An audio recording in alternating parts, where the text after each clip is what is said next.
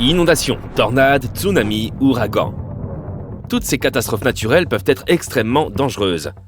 Mais elles nous sont plutôt familières. Mais que dire d'une catastrophe naturelle qui n'a encore jamais eu lieu, mais qui pourrait se produire à tout moment? Il pourrait s'agir d'une super éruption. C'est ce qui se passe quand un supervolcan entre en éruption. Tu sais peut-être que le parc Yellowstone est situé au-dessus d'un supervolcan. La dernière éruption massive qui s'est produite remonte à environ 664 000 ans. Et celle d'avant, il y a environ 1,3 million d'années.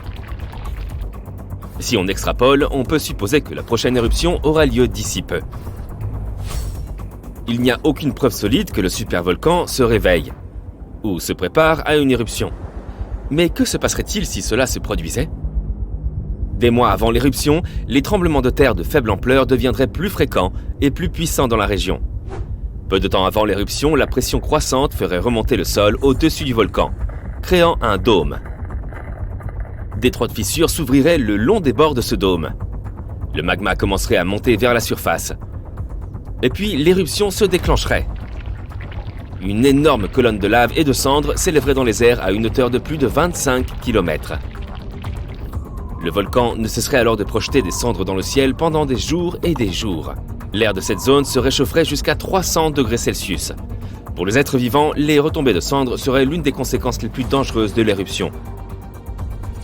Les bâtiments et les arbres commenceraient à s'effondrer sous le poids de cette substance dense.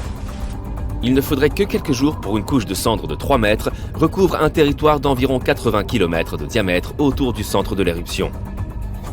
Une fois que les cendres auraient atteint la stratosphère, les températures du monde entier commenceraient à baisser. L'éruption serait également riche en soufre. Or, cet élément bloque les rayons du soleil. C'est pourquoi il ferait bientôt si froid qu'il n'y aurait pas d'été dans le monde entier pendant plusieurs années. Les saisons des moussons changeraient également. Il serait difficile pour les animaux de trouver de la nourriture et de l'eau. Maintenant, que penses-tu d'un sursaut gamma? On ne tombe pas vraiment sur ce type de rayonnement dans la vie quotidienne. Un sursaut gamma se produit lorsque deux étoiles à neutrons entrent en collision. L'effondrement d'une étoile massive peut aussi en produire. Les rayons gamma peuvent présenter un grave danger pour la Terre.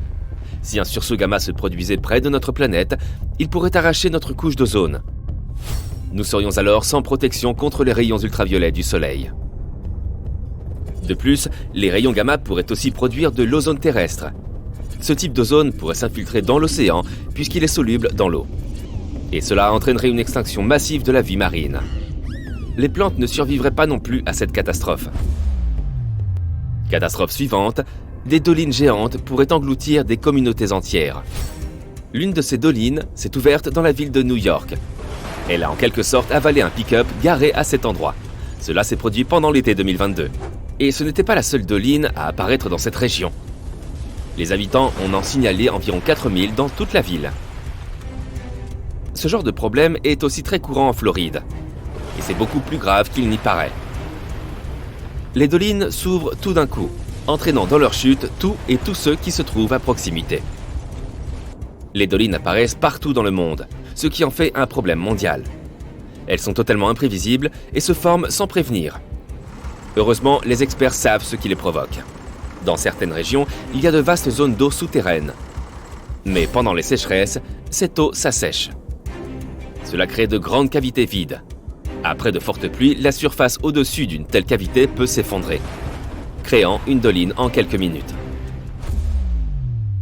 Et maintenant, que se passerait-il si on croisait un trou noir errant? Tu sais peut-être qu'un trou noir est une région de l'espace où la gravité est si puissante que même la lumière ne peut pas s'échapper à son emprise. Heureusement, le plus proche de nous se trouve à 1500 années-lumière. Rien à craindre, n'est-ce pas? Jusqu'à ce qu'on découvre les trous noirs errants. Là, les choses deviennent beaucoup plus sérieuses. Si un tel trou noir entrait dans le système solaire, la Terre serait condamnée. Nous n'aurions aucune chance contre ce monstre de l'espace. En 2020, 13 trous noirs errants ont été repérés pas très loin de notre planète. Mais ne t'inquiète pas, à l'échelle cosmique, pas très loin signifie environ 1 milliard d'années-lumière. Ce qui nous laisse un peu de temps. De plus, la possibilité d'une telle catastrophe est très faible. Une autre catastrophe naturelle que nous n'avons pas encore connue est une méga inondation. Cela ne s'est jamais produit auparavant, mais les changements climatiques augmentent le risque. Cela pourrait commencer par exemple en Californie. Cet État a connu de très graves inondations par le passé. L'une de ces inondations s'est étendue jusqu'à 100 km de large et 500 km de long. Si une catastrophe similaire se produisait de nos jours, elle causerait des dégâts d'une valeur de 1000 milliards de dollars. Elle ferait aussi des millions de réfugiés climatiques. Maintenant, parlons des hypercyclones. À en juger par leur nom, ce type de catastrophe naturelle pourrait atteindre un degré extrême. Un hypercyclone est un ouragan d'une puissance théoriquement inégalée. Il se produirait si l'océan était surchauffé en raison du changement climatique ou à cause d'une éruption volcanique massive. Dans tous les cas, ces conditions pourraient créer un ouragan qui s'étendrait bien au-delà de la basse stratosphère. Et comme tu peux le deviner, les ouragans ordinaires ne font pas ça. La vitesse de l'hypercyclone atteindrait 800 km/h. La pression à l'intérieur serait suffisamment basse pour que l'hypercyclone ne se résorbe pas aussi vite que les autres ouragans. Il pourrait alors durer des semaines. Mais le pire, c'est qu'il pourrait endommager ou même détruire une partie de la couche d'ozone de la Terre. Et le trou pourrait être de la taille de l'ensemble du continent nord-américain.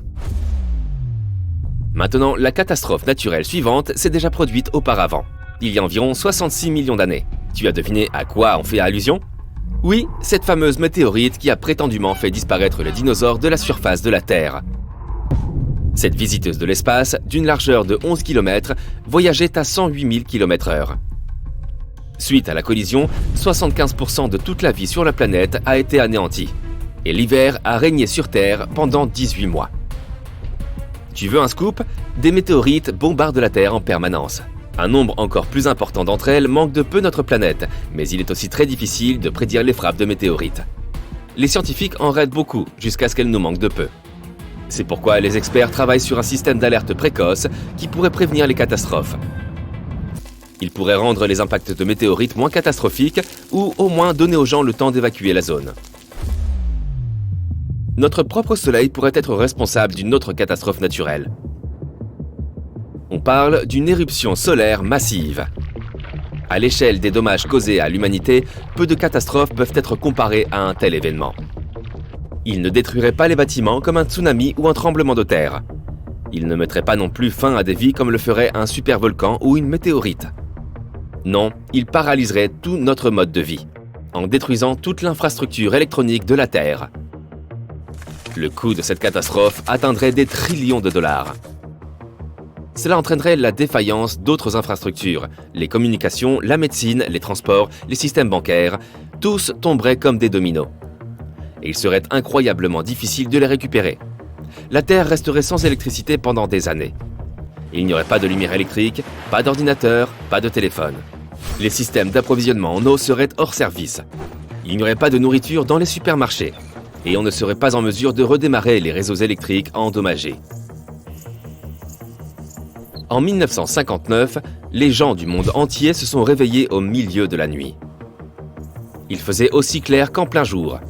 Le ciel était illuminé d'aurores boréales, rouges, vertes, violettes. Elles sont apparues même dans des régions où personne ne les avait jamais vues auparavant, comme les Bahamas, la Jamaïque ou Hawaï. Les télégraphes se sont chargés en électricité, même s'ils étaient débranchés. Dans de nombreuses régions, des incendies se sont déclarés. C'était à l'époque où la technologie existait à peine. Mais imagine l'avalanche de problèmes qu'une éruption solaire pourrait causer aujourd'hui.